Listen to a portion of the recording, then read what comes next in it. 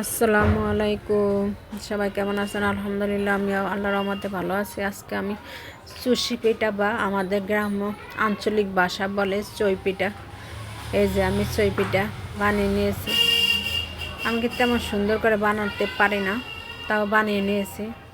খাওয়ার ইচ্ছা জাগছে তার জন্য এই যে চুষি পিঠাগুলো বানিয়ে নিয়েছি।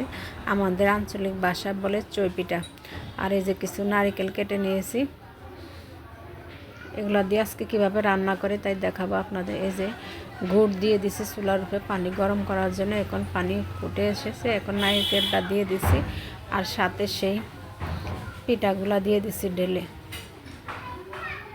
এই জায়গায় আমি এখন দুধ ব্যবহার করব না, আমি আজকে গুঁড়া দুধ দিয়ে, যেটা প্যাকেট ডিপ্লোমা বলো, ওই দুধ দিয়ে আজকে আমি এই চুষি পিঠাটা বানিয়ে দেখাবো। এখন আমি এটা বলক আনার জন্য অপেক্ষা করতে আছি। আর এই পিঠাটা আমি শুধু আটা দিয়ে করেছি। আটা দিয়ে পিঠাটা তৈরি করলে একটা পিঠাও ভাঙবে না এবং ক্ষয়ও যাবে না এবং গালা গালা হয়ে যাবে না। আপনার চাইলে একবার আমার মতো আটা আমরা সাধারণভাবে যেভাবে রুটি বানাই, ঠান্ডা পানি লবণ দিয়ে গোলাটা তৈরি করে তারপরে বানিয়ে নেবেন। দেখেন আমি যেরকম নাড়াচাড়া করতেছি সেভাবে ভাঙ্গার কথা, কিন্তু ভাঙ্গে না, একদম একদম লাস্ট পর্যন্ত দেখবেন এরকমই থাকবে। দেখেন আমি সব সময় অনবরত নাড়তেছি। এই পিঠাটা আপনারা যে খাবেন অবশ্যই আপনাদের ভালো লাগবে। আপনারা একবার চান আটা বা ময়দা দিয়ে বানিয়ে দেখবেন, চালের গুঁড়াচ্ছে এইটা আটা বা ময়দা দিয়ে অনেক ভালো হয়। আমি সবসময় আমার মাকে দেখেছি যে সবসময় আমার মা এইভাবে ময়দা বা আটা দিয়ে পিঠা বানিয়ে শুকিয়ে রাখেছে। আর এখন এই যে আমি লিকুইড দুধ দিছি, এটা কিন্তু লিকুইড দুধ না, এটা আমি গুঁড়া দুধ ঘন করে গুঁড়ে রেখেছি, এখন দিয়ে দিছি। কারণ যদি গুড়টা যদি জ্বলে যায় তার জন্য আমি একটু পরে দিয়েছি অপেক্ষা করার জন্য। দেখেন কালারটা কত সুন্দর হয়েছে, গ্রানটা কিন্তু সেই হয়েছে, খেতে কিন্তু দারুণ লাগবে।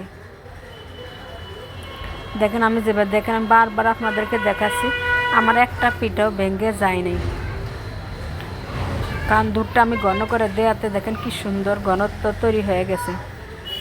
লিকুইড দুধ এসছে, আপনারা গুঁড়া দুধ দিয়ে রান্না করেন, খেতে দারুণ লাগবে। এই যে এখন রান্নাটা শেষ, এখন আমি বাটিতে নিয়ে নিয়েছি। দেখেন কালারটা মাশাআল্লাহ অনেক সুন্দর হয়েছে।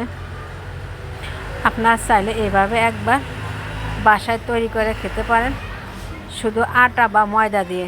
চালের গুঁড়া দিয়ে অনেক খেয়েছেন, একবার আটা বা ময়দা দিয়ে খেয়ে দেখবেন, আশা করি আপনাদের ভালো লাগবে।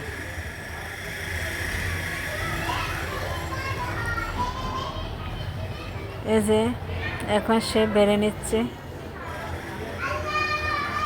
গরম গরম খাওয়ার। দেখেন ধোয়া উঠছে, একটা পিঠাও কিন্তু ভেঙে যায় না। দেখেন কালারটা কত সুন্দর হয়েছে।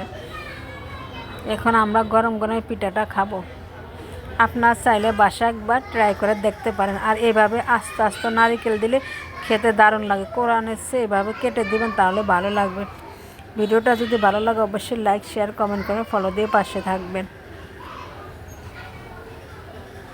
দেখেন কালারটা কিন্তু সেই হয়েছে।